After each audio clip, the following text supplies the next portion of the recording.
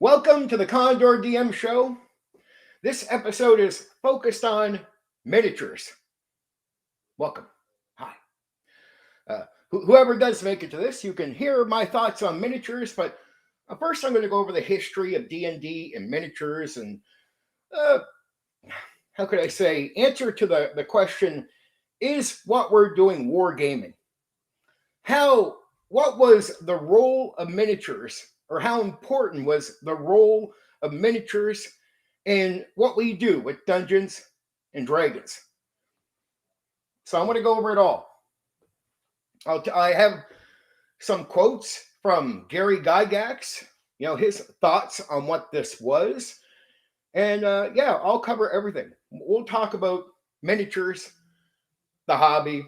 And then after I get done some of the stuff, I have written down a little scripted somewhat. I'll talk off the top of my head. I'll share some of my thoughts with you, and we'll go from there. So let's talk about it. Okay. Dungeons and Dragons history. Dungeons and Dragons was created by what we know as wargamers. But it was not made as a wargamer game.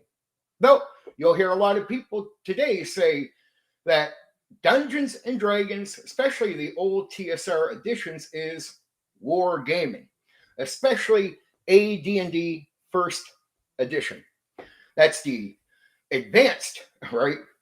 First edition, meaning there's a second. Well, in reality, this is what I knew about it. It was about adventuring and action, but not war. Part of wargaming is to use these figures called miniatures. So it's basically like using little figurines. You could consider them toys or whatnot, but these little figurines became what we know as miniatures. But that's not exactly what was used at first, but we'll go over that. Is D&D wargaming? Okay, Gary Gygax said this. D&D is not a war game in the traditional sense. It is a role-playing game where each player controls a single character rather than a unit, like units or armies. The game does not require miniatures or a playing board. Those are aids, not necessities. There is no winning in D&D in the traditional sense. There's no winning D&D in the traditional sense. So it's not a game where you're competing to win, like, say, in a war game. D&D grew out of miniatures wargaming, but it is no longer a war game. Now, my personal view, Gary Gygax was clear. D&D came from wargaming, but it's not a war game. It's a role-playing game where story and character come first, as far as the focus, right? So I don't think what we're doing is wargaming. That's just my take, and we'll go further into this. Miniatures introduction. Miniatures were introduced as optional in 1974 when D&D first arrived on the market. There were a small amount of wargamers who crossed over to Dungeons and Dragons, the game. D&D attracted a lot of people who never done any wargaming, period. A lot of people did what I still do now, which is pure theater of the mind. Okay. Let me be clear. Original D&D assumed theater of the mind, abstract positioning, ranges described in inches, feet, or vague distances. Miniatures were suggested, not assumed. So there was a lot of assuming you're doing theater of the mind. Now, these are side things. They're not built right into the gaming tables or anything. It's a offhand suggestion to use them, and it's not a necessity. And the reason they really made sure it's not a necessity is this is the separation of D&D not being a war game, right? So it's like you can use miniatures You can use all this stuff. Many early groups that used some type of miniatures used coins, dice, paper chits. Most groups used nothing at all. They ran it with pure theater of the mind. So from at least the first year, for sure. I would say more up to 1976, but some people quote it as, sort of like the first year, there's not a lot of focus on this miniature use in the gaming. And most of the people buying the early D&D are not wargamers. So they're not somebody who has already been out there with the experience of wargaming with the figurines. And only a small amount of the actual wargaming community crossed over to actually play D&D. Most kept wargaming, and that makes sense to me, right? Gary and them are trying to make something different. So I could see if you're a wargamer, why would you want to go away from the thing that already caters to you? You already have something that caters to you. This is Gary saying, yeah, this is inspired by that, but this is not meant to cater to that wargaming need, right? It's not focused on units, armies. There's no focus on winning the battle, winning the war. It's about what you do in this weird environment that it's not about storytelling, but it's about doing stuff that you could tell a story about, right? It's like living the life of a character. That's why winning wasn't the most important thing. It's the experience you have during the gaming session. And Gary and them understood that. It's not about winning or losing. It's that night for those hours sitting down, those people. And is this thing something you're enjoying doing? And is that experience more important than every other element in the game? In reality, that's the selling point. The socializing, getting together with friends, stuff like that. That is always going to be the main point of what we do in the tabletop role-playing game hobby, in my opinion. Okay.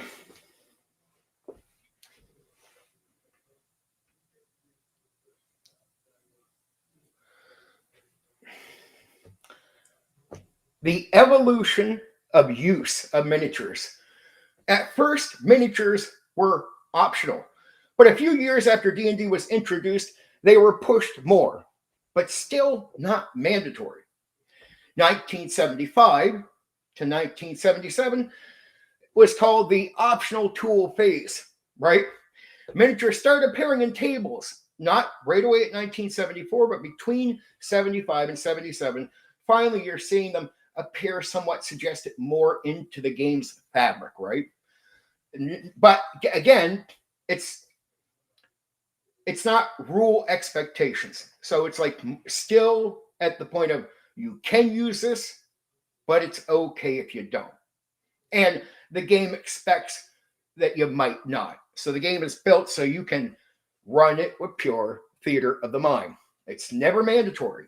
If not, the game wouldn't be able to be ran that way. And from my own experience, I've done the large scale combat and everything with pure theater of the mind. Some people don't stick to it long enough to get used to it, or they take the ease of using miniatures instead of walking it out in the imagination. It's just that you're not going to get good at that. You're not going to get used to it, And there are certain elements, if you're constantly using your imagination, that you'll learn over the years, which is it helps with your memory.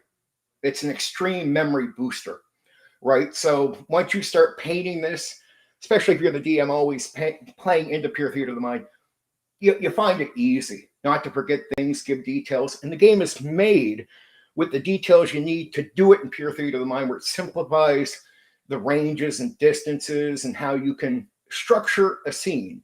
And it's not too different from a dungeon. In a way, you could have the dungeon piece of paper in a lot of DMs too, where they're doing everything theater of the mind for the players, but they might have the dungeon drawn out behind a screen in front of them. But in reality, you can do a dungeon without ever showing a map. And it's because of structure with explanation, verbal descriptions, structure the thing in your mind. And so players can play hours, forever in a dungeon, walking around. They'll remember where they came from. They'll remember this, especially the more you make them use their imagination to play in that dungeon rather than showing them some form of image. Oh, here's the map of the dungeon. But you got to do these things and stick to it to actually see these things happen. It was just at one point early on in D&D, there wasn't much you can do. And if you weren't a war gamer who understood all the miniature stuff, you would go pure theater of the mind, almost instinctively. I knew a lot of people that were like, yeah, I never even thought to use that stuff. I just used, they had what I needed to describe everything. And so it was just people found out they could just do it. I found over the years, some people just, if you take the easy out away from pure theater of the mind and go, you want to know what? I'm just going to make it easier.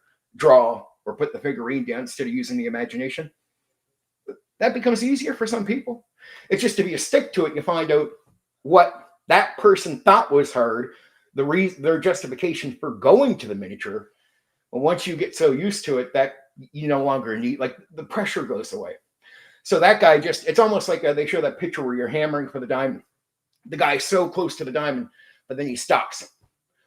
So he never reaches the diamond. And in theater of the mind and playing with your imagination, there is a bit of a, you got to hammer your way through learning this stuff. But man, when you reach that diamond, it's worth going all the way for it. And it will make you understand things about pure theater of the mind that a lot of people say in the hobby won't know because they got to the pressure and gave up. It's almost like a dog training. You ever see those people with dogs? And you'll see the dog show or like the Caesar Milan thing where they show up and he's like, okay, so you were teaching your dogs this, but they wouldn't learn. And they're like, yeah, we tried it for 15 minutes. And he's like, maybe you just had to do it for an hour for it to stick. Like, you know what I mean? Like it's people make this sort of half-hearted effort to do something. And when it doesn't happen in their minds, can't be done, over. And Caesar's coming along with the common sense of, maybe you should have just did it for like 45 more minutes and it would have worked. That's sort of pure theater of the mind. It's one of those things where a lot of people drop off once miniatures became a common thing, right? But before miniatures were very common with D&D, in my experience, from what I know and from the guys who especially talk about it openly from the 70s, say, yeah, it wasn't a major piece of what we were doing early on with D&D because so many customers, so many people were new to these games. Like they had no experience with wargaming, right? So they didn't have the same lean in to the wargaming type of mindset. Like they would see optional things like you can use miniatures. But the reason so many people did pure theater of the mind, they'd just be like, yeah, I could probably explain that. They thought that way. They never said, yeah, I'll use miniatures just like go to my war game, because they didn't do wargaming. So it's going to be a problem for a lot of groups, eh? So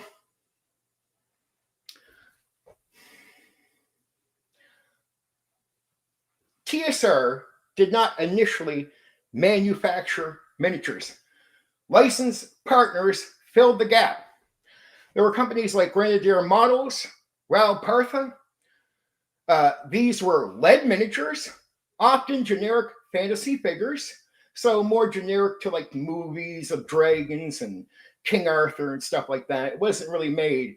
It was like, how could I say, sold as for use with D&D, but not required for D&D. It would always say that on these miniatures, for use for D&D, but not required. This is another thing. Gary was really pushing on separating D&D from wargaming. Like it's like, yes, we use miniatures, but it is different. It should be viewed as different. And he thought wargaming wasn't appealing to a larger audience. And he was actually right. That's the thing, right? The reason the wargaming community was already small by the time he starts doing this D&D thing is it's not an extremely popular community. And he wants this thing to be considered something different for the idea of not tagging on that possible, like it's like, all right, people already said no to wargaming mostly, right? And you're like, yeah.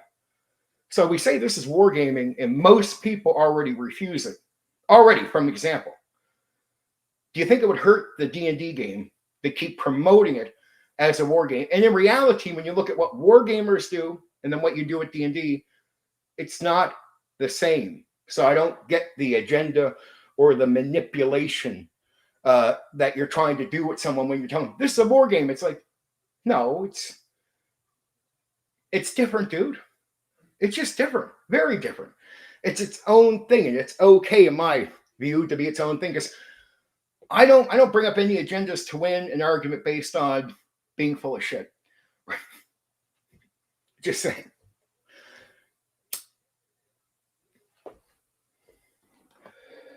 How we doing? We got 2 people. So far, doing good. All right. Okay, so they didn't produce their own miniatures. Why? Because miniatures were not meant to be a staple in the game at that stage. Like, understand the 70s, the game is meant to live on without the miniature option, but it's there. And most people, when they use aids, they're not using the figurines, they're using like coins and the extra dice they have. Like, all right, you'll be the D8 guy, all right, you're the whatever, right? Or just different colored dice or whatever. Or they would draw it on a piece of paper. You're the red dot, they're the fucking green dots or whatever. It was more simplistic how people used that type of stuff, because here's what I'm going to teach you. You know, there's something a lot of the older guys who look back, I think they skip over the fact that we had a great imagination back in like the 70s and 80s. Like, think about it before all the graphics and computers. How do you have fun with this stuff? How do you really have fun with almost everything you're doing? It is in the imagination. There were so many people that were so comfortable using their imagination. That's why there were so many pure theater of the mind people. If you look back then, we had simplistic things, but we could make something fantastic out of nothing. Like, to me, that was a huge gimmick. It wasn't you needed the figurine or the music for the session. We knew the deeper you went into your mind and your imagination can produce something for you under the right circumstances for a longer period of time than any of the greatest movies you've ever watched. If you don't explore your imagination, you don't know this. But if you do, if you're a reader, you'll know, and you'll hear all kinds of statements like this. It's never going to be as good as the book. But why do they say that? Is it because the book is great? No, it's because their imagination is tailored to them. So when they read words, they got a picture of everything. But they're going to picture everything tailored to what they want to see. Their mind knows them. They don't need to manipulate themselves. They don't need to explain what to do to their own mind to access the images that will appeal to what they are reading. And because of that, because it's so appealing to watch the movie through the book in your mind, the person creating the movie will never match that. So because you had this character is this in your mind, so when you see her or him on the movie, it's not going to be them. It's not going to be the character you experienced and the way you seen them and the way you heard them. So what will you say? You'll say, like many people, oh, the movie can never be as good as the book. It's not so much the book that is better. It is your experience with the book through your imagination that is better than you watching a movie about it. All right, so you realize how powerful this is. And we understood that. You didn't need a bunch of things to fire this up and get it going. But that's back in the day when you didn't have Nintendo games, graphics, where, man, if you don't have an imagination, your life is pretty fucking boring, right? There's not much to feed this. There's not a lot feeding the stimulation back then. So you just got to remember what kind of generation of people you're running into with old TSR D&D. Just a completely different generation that when I say a lot of them, the majority did pure theater of the mind. They just did. There was no intimidation. Pure theater of the mind, large-scale combat was easy. I never heard really shitting on pure theater of the mind or some wargaming claims or any of the language I hear on here about the hobby. I never heard in person. And I was in an in-person community that was made up of thousands of people. I mean, I've seen shitloads of people all the time. Never in person did I hear pure theater of the mind is dumb and no good. Huh? I swear to fuck, I never heard any of this until I got on the computer. And that's where I started running into what I would call politics in the hobby.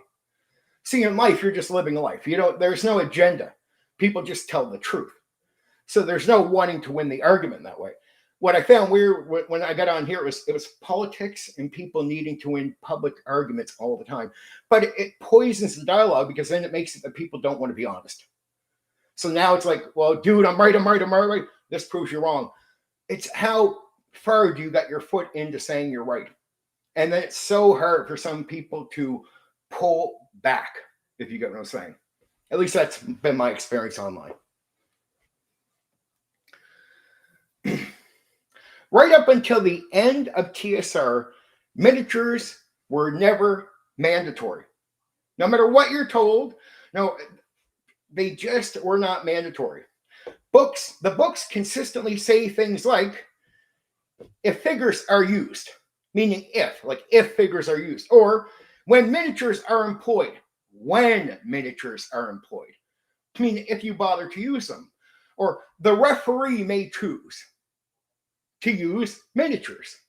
So it's always an optional thing, never, ever, ever mandatory. And there's a reason for that, because this is not wargaming, as Gary Gygax made very clear. So TSR wasn't making it to be a war game, and they never enforced miniatures because miniatures, at the end of the day, still tie themselves back to wargaming. So they were never mandatory. Miniatures finally become a staple.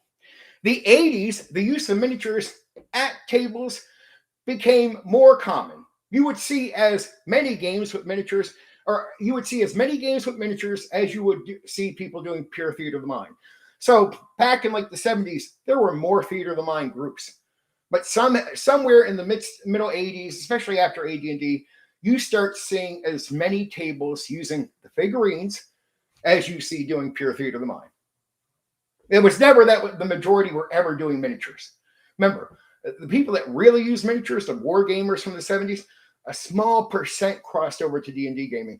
So most people weren't war gamers, weren't using miniatures, purely just use their imagination to play. That was it.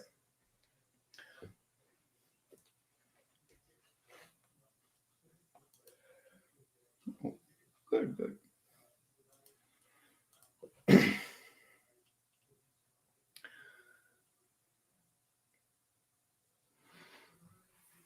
In the 80s, most hobby shops stocked D&D miniatures.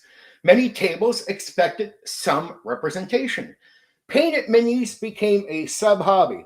So the sub-hobby that you see online today, that continues online today, the painting of miniatures, as a common thing, it becomes a sub-hobby in the 80s. You see it develop there. People are starting to already just buy miniatures to paint them, give them to friends, sell them. All kinds of these things are already happening. Miniatures were, like at this stage, they were a table clarity tool. What do I mean by that? A table clarity tool. Well, again, this is like, hey, you're not sure where you are? Okay, here's the miniature for the monster. You're about here with your miniature. So it's clarity. Okay, you didn't understand what I said? Here's the clarity for it. A collector item. Remember, a lot of people are collecting them to paint them because that's what they become. They become cool. Now, some never get used. Understand, people buy them almost knowing they don't really have a reason to use it, but they're getting them anyway. A status symbol. Be like, I've got the ogre mini. It's bragging about the cool miniatures you have, the big dragon, the beholder. Becomes you bragging as a nerd to another nerd. So it's expected it can be a status symbol because of the mindset of the people taking part in the hobby. Like they will be, oh yeah, random people walking by don't care if you got a fucking toy. But the people in the hobby will be like, oh shit, you got that? That's awesome. That's the idea of it being a status symbol in the community of the hobby. I hope I'm hitting it out of the park tonight, man. I'm covering miniatures in detail so you understand what miniatures were to D&D, what the reality of miniatures and the reality of, compared to pure theater of the mind gaming, right? There's a lot of denial, a lot of bullshit, a lot of statements said. I'm just trying to cover it as it really was. And as I was there back in like the late 80s and then early 90s, but I was there during the time TSR was still in business, right? I was gaming at that time. Okay.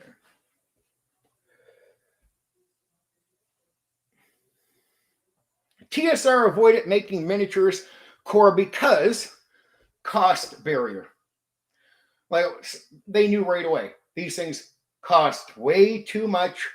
So it would be a barrier for a lot of people to get into the actual hobby and play the game if they had to purchase miniatures. So that's one reason, not the core, but one of a package of core reasons, cost barrier.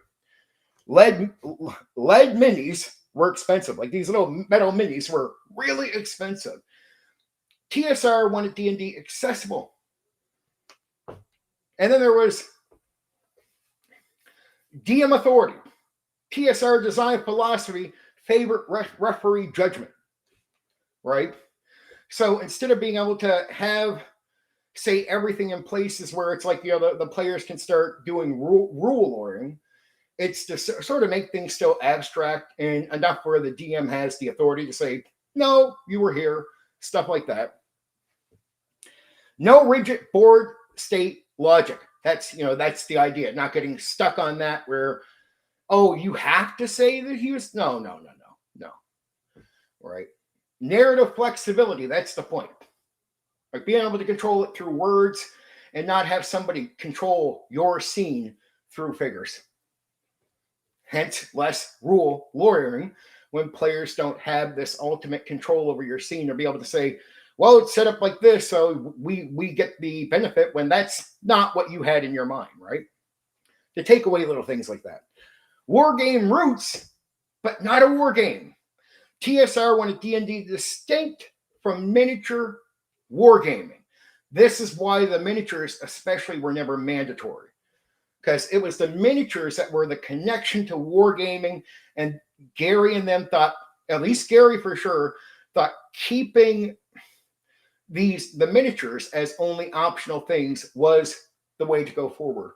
So all TSR games, even second edition, are designed that you can do pure theater of the mind.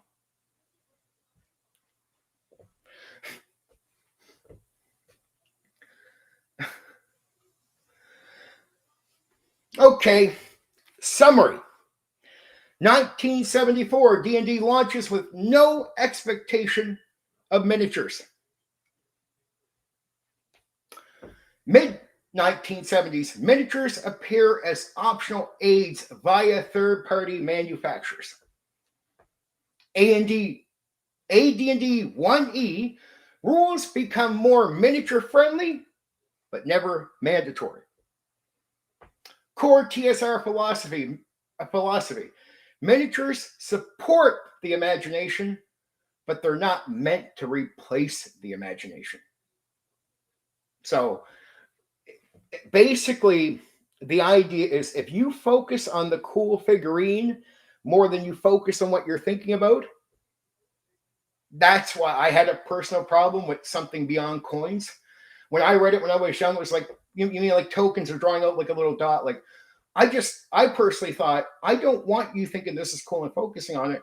I want you to understand that this thing is only there to give you information. So I don't need it to look cool. The cool look is here. I want to keep you here and have you imagining everything as awesome. I don't need the cool looking figurine. And actually, the more you're going to focus on things like that, I feel the more you focus away from here. That's being my criticism of using miniatures in that way. It's not the use of miniatures overall. It's these pretty expensive miniatures where I'm like, man, that really is taking people out of their mind, right? I don't mind the coin, the big coin being the dragon, you the small coins, or you're the green, they're the red. I'm all cool with that type of stuff. I'm all cool with drawing on a little piece of paper. Here you are. Here's the enemy. So you understand if that helps you. I don't mind that, but personally, I've always had an issue with the big, pretty things because I'm like, then the purpose of the miniatures not being there to replace the imagination they become a replacement the more you're going to focus on them rather than what's going on in here. Right? I don't want your imagination inspired by the image of another thing. Right? In most cases. Now, I have an exception when it comes to monsters, but at the same time, I always drill to get in. It's like I want you to picture your character. I don't want the figurines to take care of that for me. I want you in your mind the entire time. And the more we're looking at a board and things, that's my personal reason why I leave that behind. But hey, some people that use it appropriately, I think that does help with the imagination when you're using coins or fast ways of showing information. When you get the figurines with the beautiful stuff, I'm just like, that's a takeaway from what we're looking for here. But let's talk about the overall takeaway. In the TSR era, miniatures were tools, not rules. If your table needed them, you used them, only if they needed them. If it didn't, you were still playing D&D correctly. Actually, the game is made for pure theater of the mind, with miniatures being optional. So you can never say pure theater of the mind is the incorrect way to play D&D. D&D is designed first and foremost for playing without miniatures, or they wouldn't be optional. You can't say something is optional, but you have to use them. That's mandatory. If the game is made that you have to use them, they're mandatory. Then you're being lied to by the company.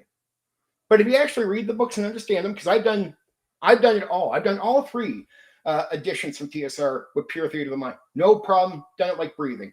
I've done original. I've done AD&D first edition. I've done second edition. All easy as breathing air. Pure theater of the mind. And all the editions, miniatures, are not mandatory. They're optional. So in 2026, the miniature painting hobby, that sub-hobby, is strong. Wizards of the Coast overall brings in more money from miniatures than books. But from that department, Magic the Gathering still brings in the most, right? Like that still brings in the most money for WotC, but secondary is miniatures and not the books. So they make a lot of money selling miniatures. They do. You could easily say they're making double probably what they make off the books. So they make about 20 to 30 million last year off books. Altogether, the company made for Hasbro $527 million, right? But that's mostly Magic the Gathering. So around 30 million of that is books, and probably like double, if not more, is miniatures. Okay. I'm going to post this up for you. Here's a little gift. If you're someone who's looking for YouTubers that focus their content on miniature painting and miniatures, I was checking out a bunch of YouTubers that do this content. And I put a list together, my personal list of YouTubers I think are worth your time checking out for miniature painting.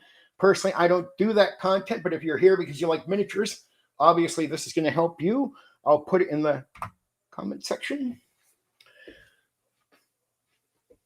Oh, you want to know what? Just to give these guys a little promo here to help them out. We'll see. Okay, here are the guys. If I were someone that was in the tabletop role-playing game hobby who liked miniatures, most of the names here, a few names aren't coming up. I'm sorry about that. Just how it is. So, yeah, if you want to see the rest of the names, there's only a few. Cujo Painting, Artis, Opus, and Ninjon. Okay, I'll take that down. So when the chat finally comes up for the stream, if you're looking for all the names, you can go check out the chat. You'll see this pop up. These are all YouTubers you can go check out for painting and whatnot. They do awesome content. Yeah. I knew if I didn't bring a lot of people into chat for this stream, I'm not going to spend probably a whole hour on it. I wanted to go through miniatures, the history. I'll still talk a bit more before I go here, but we'll see how long I stick around. It's all sort of freehand what I have to say now.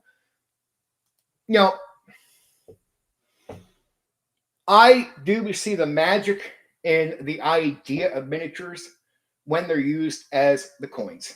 When they're like, that's what I was meaning. Like, I do see value in helping people that might have a hard time with their imagination, fair enough, even today, of using coins or using a little mark thing or something.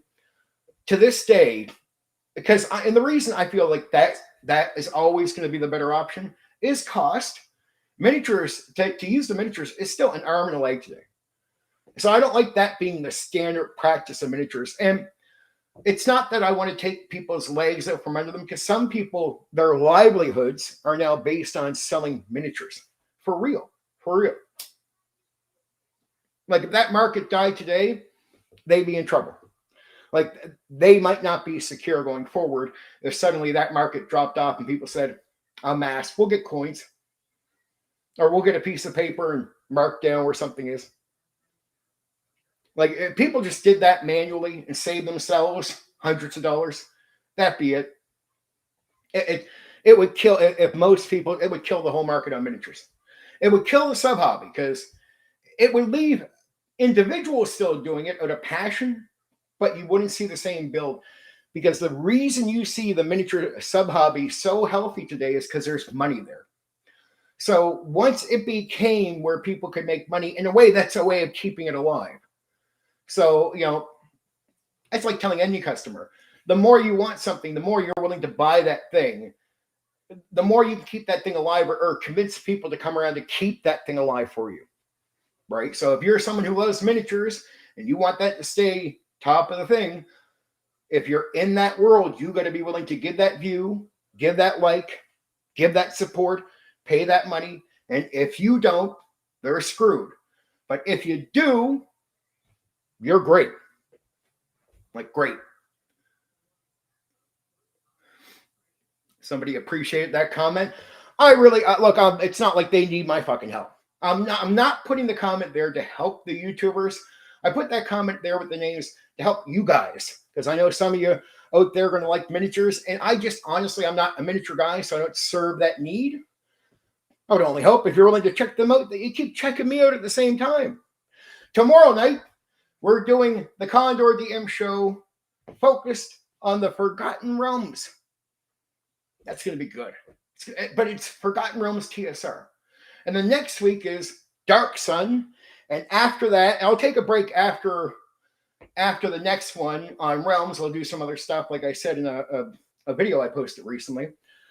I'm going to be doing Birthright. So it's Forgotten Realms tomorrow. Next Sunday is Dark Sun, and then Birthright. So I'm doing every second edition realm in 2026, covering it, giving you information, giving you the rundown so you can understand it. You can have it's like giving you a long pitch on it. And I am looking to make second edition look more appealing through these things. So I'm not just trying to sell the worlds to you. I'm trying to convince you that second edition, even now, because it's a game that gets pushed aside, I think, so unfairly through the decades. I think it just, when it came out, it was when TSR was about to collapse, right? People had their reasons and agendas for trashing on it, because people were third edition, a lot of people stuck the first, you get a sandwich in between. There's just so many things I thought were just unfair. It's almost like, man, that game never had its fair shake without an agenda being pushed on it, or people, whatever the fuck, doing something. And even with the OSR, there's just not much love at all for second edition. Even though, in my opinion, and for the people that I know actually put their time into that game, every one of us don't just say it's a personal great game. We think it is actually, for real, the best of the TSR editions. We think it's way better than first edition Advanced Dungeons and Dragons. And we don't just think it, we know it. And so we know people that like first edition have an agenda to trash it, but we know when in competition, second edition wins every time. Every time. It was the most popular TSR edition when it came to getting into big gaming on here. When the forums started and they had open RPG and everything else, it wasn't original D&D that led the way. It wasn't AD&D 1 that led the way. It was second edition. If you went to Dragon's Foot, which was a very popular TSR type of style form, guess what was the main combo section?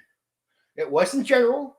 It wasn't original. It wasn't AD&D first edition. What kept that form alive for years was the overwhelming activity in the second edition part of that form.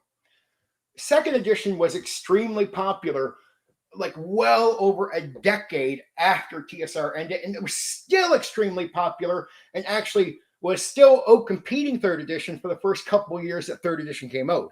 People don't know that. There were still more second edition games online being played, more activity in that realm than there was in third edition for the first 2 years.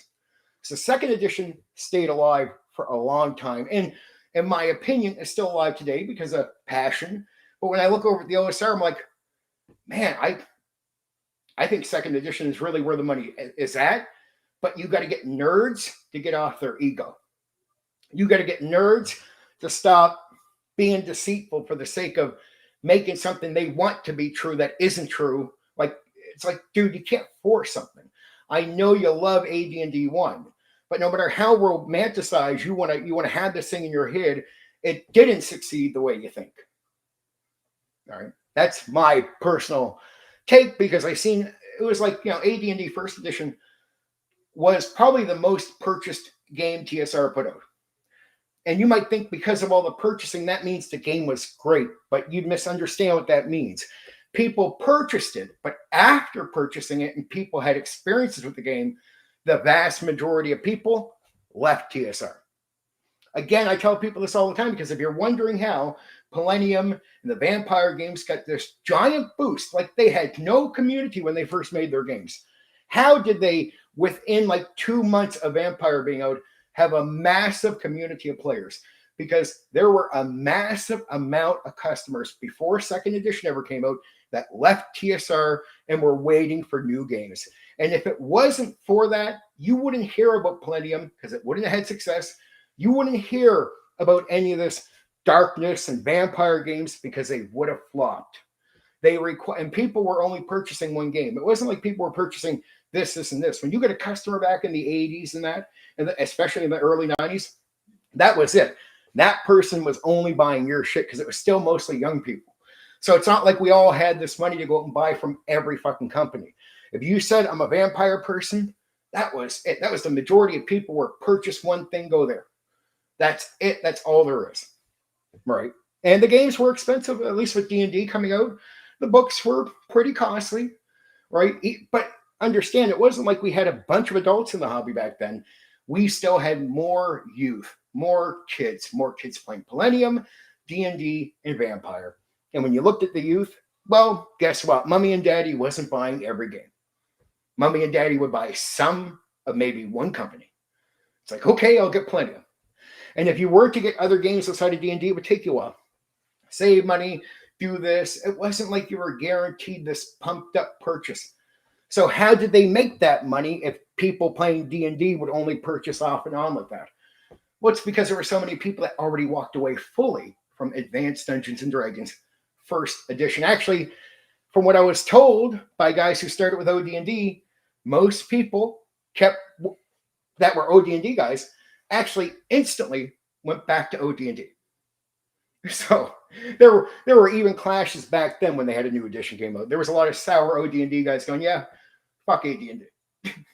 See, people forget the history, but I talked to guys that were, it doesn't mean I came in like, I'm born in 1980, so it's not like I'm there in the 70s, but I'm still there where guys from the 70s are still in their youth and they're running around prime. So for them, it was just yesterday. So when they would tell me about the experiences in the hobby, you just don't hear half the stuff you hear now. Completely different experience with what tabletop role-playing games were in the hobby and the community than getting online. Once I got online, it was all like, man, this sucks. This is fucking awful. So there you go. I don't hate miniatures. I never had a problem with the coins or the thing.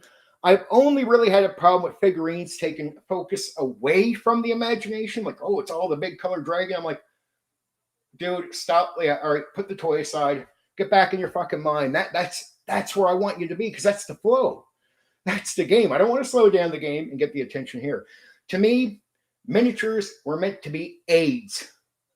And like, to help, not to overtake. And even Gary makes it plain in his own language. Miniatures were not there to replace the imagination. They're there to assist you by providing information to the mind of the player. Your character is here, the monster is here. Or maybe the table is here and your character's here, but it's information passing, not something meant to trigger your imagination. So it doesn't need to be the big dragon, because you should be able to trigger that yourself. That's the point. You should be able to do that like breathing air if you're a D&D player. Like that you should have been practicing that so long that you've been doing the hobby that you should never ever need a trigger of the dragon to get the big dragon in your mind. So it's only when you finally weaken your imagination and you're not working it, you're not burning it, you're not pushing it, that's when people become numb and they can't trigger it themselves. And then you do got to put a dragon in front of them. But I don't know how many guys I've talked to over the years like that become dependent on the figurines will say, yeah, there's a lot of lack. They admit there's a lot of lack of emotion, that when they did pure theater of the mind and they had to picture the dragon for real in their mind, there is a more feel like you're interacting with the thing than looking at the big dragon. You don't feel the same feel. It's like, okay, I'll move my guy over here. Like, it's just, there's not the same emotional reaction. There is something to facing that dragon only in your mind that makes it intense. That I talk to many miniature guys that will admit this to me. They say, yeah, if we're using the big dragon, I can sometimes just not feel anything to that, because my mind's not really playing with the scene anymore in the same way. And I'm depending on this thing. And I hear that from guys who've done both. Anytime I've talked to players who's done both pure theater of the mind and they enjoy both, or they'll admit these flaws. When I meet guys that don't do pure theater of the mind and they have an agenda to say what they do is better, it's only those guys, obviously and clearly, that are going to say some of the things that just make me shake my head. Like, well, dude, it's not that miniatures are bad. It's just that they're supposed to deliver information, not trigger the imagination, not even replace it. They're not meant to be any part of your imagination. That is not the function miniatures are meant to have with Dungeons and Dragons. They're meant to communicate basic, and I mean the most basic information. That's it, over, done. If you have a board and the board is all prettied up to replace your imagination, that's wrong, right? I want a piece of paper with 2 lines. You're in the hallway. There's a door here, little line. See, because you want to know why I do that? I know that I don't need the big board. I know that you'll be picturing all this in your mind and having a good time. So I don't got to pay for the board. I don't got to take weeks making it up. Nothing. I could take a white piece of paper and get just as much, if not a better flow for players than guys that work forever on the board, pay how much money on miniatures, and they're doing all that. I'm going, guys, I probably produce better results in the imagination for the players than you do with a white piece of paper with lines. There's a little line for the door in the hallway. As long as my description is good and the imagination of the players are running well, they'll have just as much of a good time with my thing. If not, they'll even be more into the flow, because they'll focus less on this and they'll try to picture it here, because there's nothing to feed them there, but that's on purpose. I'm starving them because I want them to feed it here. I starve the mind of these triggers because I want the player to do it on their own. That's it, because that's the way I experience a game. Like, I never play with miniatures. I came in with a DM that mentor that was old 70s guy, did theater of the mind, was a fucking awesome DM, best DM I ever met in my life, right? Go in, the imagination, he would starve you of triggers. There'd be nothing, no music, no nothing. And his game was like a fucking drug, best you'd ever play in your life. Better than any fucking game I've ever seen or heard ran in my life, where there's music, miniatures, the big beholder. They're all trash things that you do not require once you understand how powerful this is. And the more you focus on the music and the big beholder thing, the more you take away from the most powerful tool a player has during a tabletop role-playing game. The most powerful tool a player has is the imagination, baby, and nothing can replace that or be better than it. Because your imagination is tailored to you. How can anything ever, how could the big beholder ever outdo what you can do for yourself? See, I don't need you, folks. I don't mind giving you an image. Like, here's where I say I don't mind an image of a beholder. I'll show you the image and then take it away. And why am I doing that again? I don't want you seeing the figurine. I don't want you seeing the image either. So Monster Manual, here you go. That's it. And you'd be like, why? Because I'm starving. Now for you to remember that, it's all up here. No more here. No. For you to remember that, it's all up here now. And I want you to get comfortable with that. Because that is going to be the best experience you have. You're not going to have more fun than when you can do that well. When I can show you an image for the small trigger, but the trigger is to make you work, your own imagination for you, instead of a replacement. So remember, the image is not meant to replace your imagination. It's meant to give you a lead. That it's doing what the words would do for you. It's giving you a lead, like, here's some description, do what you want with it. You know, I learned early on when you're giving descriptions out there, you don't need to tell the colors of the buildings. You don't need to do a lot. You need to feed information properly to the mind. It's like, make sure players know what the setting is. And then you can say they're walking down, there's buildings on either side. You'd be like, well, as someone who runs a game, you might say early on, you're a DM, like, don't I need to tell them if it's brick or wood? No. They'll picture whatever they want it to be. Your only concern is maybe having some details for the places that they'll actually go and interact with. So in a way, they're going by the building, but if they understand the setting, it can be orange to her and green to him. It doesn't matter, right? Because the information, their imagination will take care of that. And you'll notice players will not complain. They're not going to ask you, well, some players, for various reasons, if a player has a reason, they'll ask you a question. If they don't, they'll just take it in. Like, okay, buildings, cool. That's it. And if they want to picture it themselves, it's not really hard.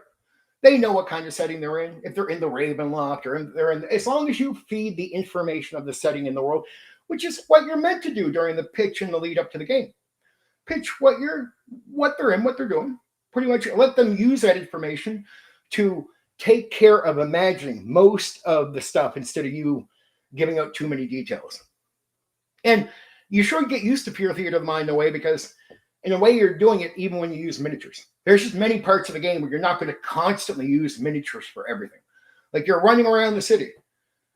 Okay, we're not going to have we don't got to do this the whole time. So there are certain parts of the game, even when you use miniatures, that are still pure theater of the mind. Miniature people do not use them for reasons.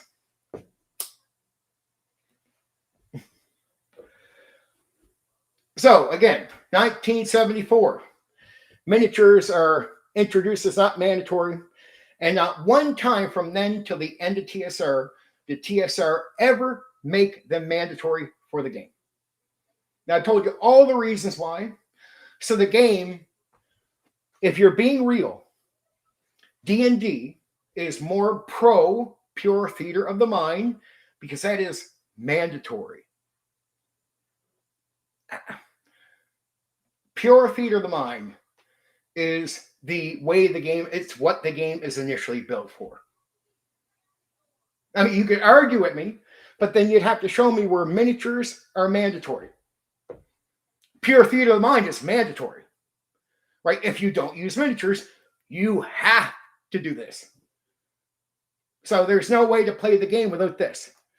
So D&D was made for pure theater of the mind with an optional setting where you could use miniatures, but it's not a war game. It's an adventure game used for the experience where you could tell a story from what you've done. That's what these games are. So when you hear old school guys with agendas saying this is wargaming, factually, they are lying to you. This is not wargaming. They are lying to you. Miniatures, not mandatory. Pure theater of the mind is. And Gary made enough statements, and TSR itself represented itself as a separation from wargaming. Why? Because wargaming was already a small community. It's only popular within its cult following. It's not popular with just the general public. And they wanted D&D to be a more open, social, generalized game. So when a lot of old school guys would say, we don't mind it being small. We'd rather the normies not take part. Well, guess what, guys? The game was made for the normies to take part. It was made on purpose. Even TSR, even the editions you like, were made to draw normies, to draw tourists. Like D&D, TSR didn't mind if you only dropped in for 2 or 3 years. And that's it. You go on about your life. They're happy. Buy the products. Hey, since you purchased, you helped us. We don't mind that you only stay around for 3 years. We're not going to judge you or label you. So the game was made to draw these things, to be from the old school and talk as if tourists don't matter. It's to say you don't understand what the old school was, or what even TSR was after, or what Gary invented the game really for. Not wargaming. It wasn't made for miniatures. It was made where you can use them to assist you. And even the idea of what miniatures were aids. Were aids, like coins. You could use some of the dice or colored things. So there's so many lies, so many agendas about miniatures in D&D, lying about wargaming when it's not. When the fucking creator was out there making statements, and he doesn't make contradicting statements later. He doesn't say it is wargaming. Nowhere. You even go to Dragon's Foot, and I read so much of shit on this to make sure. It's not wargaming. Period. Guy who made the fucking thing makes it clear. When you look at the design of the game, not wargaming, not units, not victory. All of the elements for wargaming are pretty much removed. And the one other element about wargaming, the figurines, the miniatures, were never mandatory.